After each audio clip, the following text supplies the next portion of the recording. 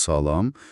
Bugün sizə qısa, amma çox dərin bir hekayəni təqdim edəcəyik. Mənbəmiz YouTube çalışma PDF faylındandır. Oradan kiçik bir hissə götürmüşük.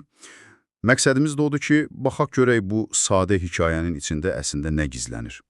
Gəlin başlayaq. Deməli, hər şey bir siçanın fermada təzəcə qurulmuş bir tələ görməsi ilə başlayır. Təbii ki, çox qorxur, təşvişə düşür və dərhal gedir qonşularına xəbər verməyə. Toyuğa, qoyuna, bir də inəyə. Çalışır ki, onları xəbərdar etsin. Bəli, bəli. Amma baxın, işin maraqlı tərəfi, psixoloji tərəfi burada başlayır. Hekayədə necə təsvir olunur? Hamısının reaksiyası demək olar ki, eynidir. Deyirlər ki, bu sənin problemindir, bizə aidiyyatı yoxdur. Bu, çox tanış bir yanaşmadır da, elə deyilmi?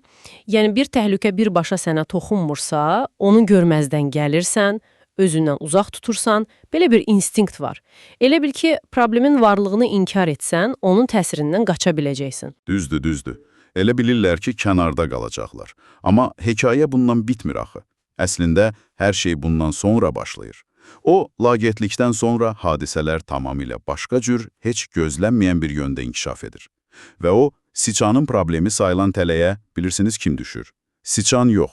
Hə, siçan yox. Bir ilan düşür tələyə. Bəli, ilan. Və işlər daha da, necə deyim, pisləşir.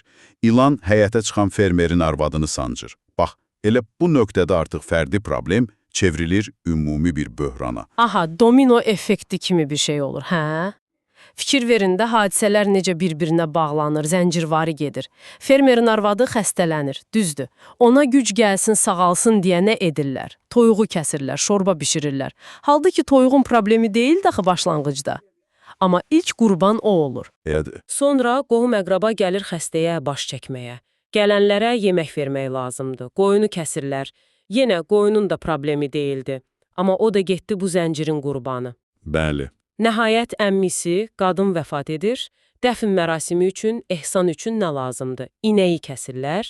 İnəyin də əvvəldə heç bir aidiyyatı yox idi bu işə. Çox dəhşətlidir həqiqətən.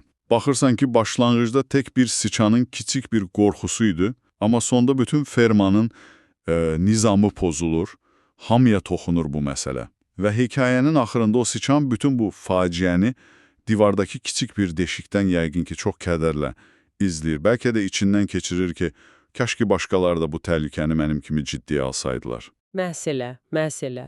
Mənbədəki hekayənin əsas mesajı, əsas ibrət dərsi çox aydındır da. Yəni, o məşhur deyim var, mənə toxunmayan ilan min yaşasın. Bax, bu prinsip çox vaxt işləmir, hətta təhlükəlidir. Amma gəlin biraz da dərinə gedək də, niyə insanlar belə davranır? Və bu hekayədəki heyvanlar.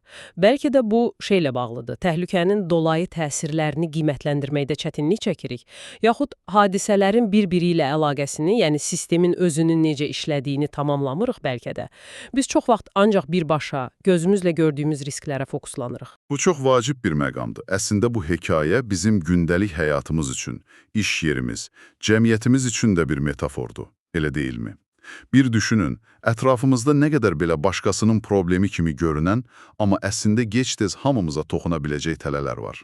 Məsələn, iqtisadiyyatda xırda bir dalğalanma ya da nə bilim, ekoloji bir problem, hansısa sosial gərginlik. Başlanğıcda çox kiçik görünür, çox uzaq görünür, amma nəticələri hamı üçün hiss edilə bilər. Tamamilə razıyam. Bu hekayə bizi bir növ ayıq olmağa çağırır. Laqeydlik, biganəlik sonda çox baha başa gələ bilər. Həqiqətən də. Əsas sual məncə budur. Biz ətrafımızdakı bu görünməz əlaqələri necə daha yaxşı anlaya bilərik? O potensial riskləri, başqalarının problemi kimi başlayan məsələlərin bütün sistemə təsirini necə qiymətləndirə bilərik? Yəni, nə zaman başa düşürük ki, fərdi problemlər əslində kollektiv məsuliyyət tələb edir? Bəli, bu həqiqətən də üzərində çox düşünməli olduğumuz bir sualdır.